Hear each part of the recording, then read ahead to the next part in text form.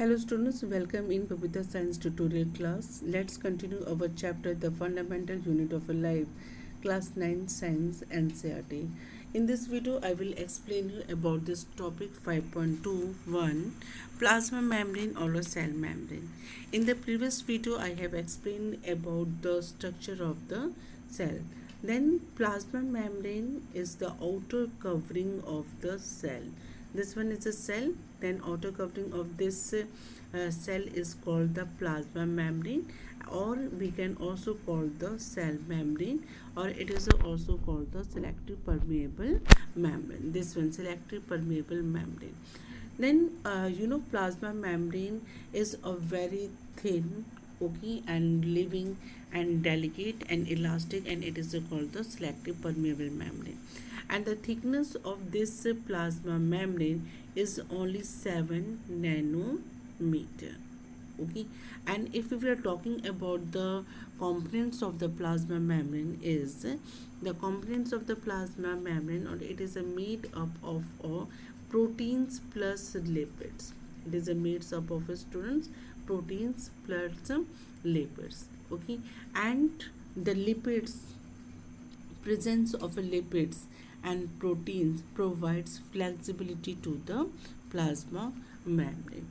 So this is about the plasma membrane. Then what is the plasma membrane? It is the outermost covering of the cell that separates the contents of the cell from its external environment. Okay, and this plasma membrane, it can allow only the selective things to come inside and goes outside this plasma membrane. Means it can only selected things is a comes in and goes out.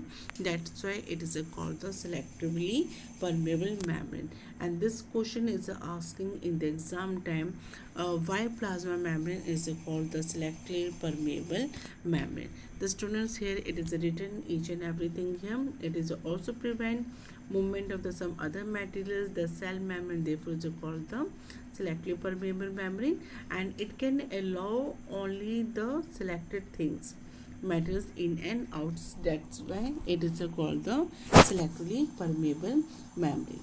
Then inside the plasma membrane, how the things comes in and things goes out.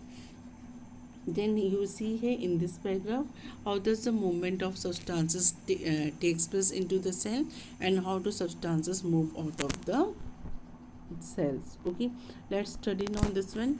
Then in this paragraph, they are talking about the diffusion process. Okay, then I told you that diffusion process can takes place in the solid also, liquid also, and the gases also. Okay, then in the plasma membrane, or this is cell, the outer covering of the plasma, outer covering of this cell is the plasma membrane, and gases comes in and goes out only due to the process of diffusion. Okay student, then diffusion is the process which helps in the exchange of gases. Okay, and it can the particles of the gases move from a higher concentration to the lower concentration. That is a diffusion process. If question will ask to you, then how the which process helps in the exchange of gases, that you can say the answer diffusion process. Means carbon dioxide gas is a comes in and oxygen gas is a goes out only due to the process of diffusion. The diffusion helps in the exchange of gases. Now you will see here in this paragraph, and we know that student carbon dioxide is the cellular waste. Okay, and it is not good for our body. Then it is a very necessary to release this carbon dioxide outside. If we are talking about the concentrations of this carbon dioxide, then carbon dioxide gas is more inside the cell as compared to the outside the cell. Here you will see here is a low compared to that inside the cell. As soon as there is a differences in concentration of carbon dioxide inside and outside the cell. It's very true. Now carbon dioxide gas is a maximum inside the cell because carbon dioxide is a cellular waste. Okay, and percent concentration of the carbon dioxide is a maximum inside the cell, and outside the cell it is a very low. You will see here inside the outside of cell, carbon dioxide moves out of the cell from the region of a higher concentration to a region of a lower concentration outside the cell by the process of a diffusion.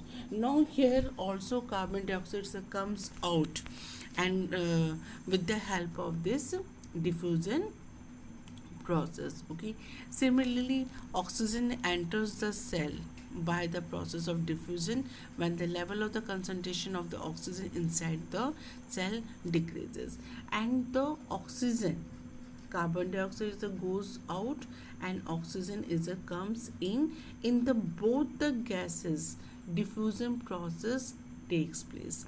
Then diffusion plays a very important role in the exchange of a gases here. Carbon dioxide goes out from the higher concentration to a lower concentration, and oxygen is a comes in from higher concentration to lower concentration. And which process takes place here? Diffusion process takes place here. Now see here, diffusion process takes place. Similarly, oxygen enters the cell by the process of diffusion when the level of concentration of oxygen inside the cell decreases. Diffusion plays an important role in the gaseous exchange between the cells as well as the cell and its external environment. The student here question will ask to you which process plays an important role? Diffusion. Then what is the function of the diffusion? The function of the diffusion is that it helps in the exchange of the gases. Okay, now same thing, if gas can obeys diffusion process. Okay, if gas can obeys diffusion process, then same thing water can obeys osmosis process. Okay, then with the help of the osmosis process, water particles can move from the higher concentration to a lower concentration. Then plant can needs both gas and water both. Then in the plant's exchange of gases takes place by the process of the diffusion, and water can absorb by the root of the plant by the osmosis process. Now let's study about the osmosis process. Student, here two processes came here, diffusion and osmosis. Let's see here, water also obeys the laws of a diffusion. The movement of water molecules through such a selective permeable membrane is called the osmosis. The movement of water across the plasma membrane is also affected by the amount of substances dissolved in water. This osmosis is the passage of water from the region of a higher water concentration through a selectively permeable membrane to a region of a low water concentration till equilibrium is reacted. Now student, equilibrium means equal. Okay, equal when the amount of the water is equal outside the cell also, inside the cell also, then that time, okay, till then osmosis process occur here. Then we can say that if the water is a goes inside the plant, okay, then which process takes place here? Osmosis process is takes place here. And if we were talking about the plasma membrane, then also which process takes place here? Osmosis process is a takes place here. Now student, you will better understand with this one.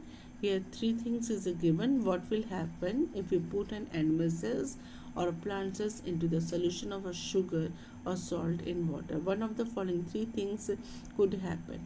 Now students, here they are explaining about the osmosis process. What happened when you put the cell in the water? If the water is high, if the water is low, if the water is equal, okay, then what happened? Let's see now in this 3 points. You can explain, you can understand better. Now in the first one, if the medium surrounding, okay, the cell has a higher water concentration than the cell, meaning that the outside solution is a very dilute, the cell will gain more water by osmosis. Such a solution is known as a hypotonic solution. Then water molecules are free to pass across the cell membrane, okay, in the both direction, but more water will come into and cells than will leave. The net overall result is that water enters the cell is likely to swell up. Student, what's the meaning of this one? You will see here. This is your outer medium. Okay, the outer medium. And in the outer medium, lots of water is present. Means very maximum amount of the water is present here. Okay, and then you will keep inside the cell, or you can take the kismis. Okay, take the kismis. Okay, kismis, with the help of the kismis you will better understand. Okay, you will keep the kismis here. Okay, student, now you will see here the water which is present inside this kismis is a low. Okay, and here the outside this kismis or outside this cell, water is more here, means here is your higher concentration, water is a higher here, and here is water is a low. Okay, when the water is a high outside and the water percentage of water is a low inside the cell, that is called the hypotonic solution. Okay, now what happened then, what is goes inside this cells, okay, with the help of the osmosis process. Okay, and this one is the outer covering of the this cell, that is called the plasma membrane. Then this plasma membrane enters the water inside it. Then what happened, the cells becomes a swells up. Okay, the swells becomes a swells up. Then that process is called the hypotonic solution here. Then you will see here in the hypotonic solution, water percentage is a maximum the outside the cells. Okay, then move to the second point here. If the medium has exactly the same water concentration as the cell. Now see student, this is your medium. Okay, this one is a medium and this one is the cell. Suppose that in the this medium 1% of water is present. Okay, and inside the cells also only 1% of water is present. Now you will see here the percentage of the water is the same in the both in the in this cells also and outside the cells also. Okay, then here concentration of the water is the same, so we can say that it is a isotonic solution. Iso means same. If same amount of the water is present inside the cell and outside the cell, then we can say that isotonic solution. Okay, then what happened with this cell? Is this cell is a swells, is this cell is a shrink, or is this cell is in the same size?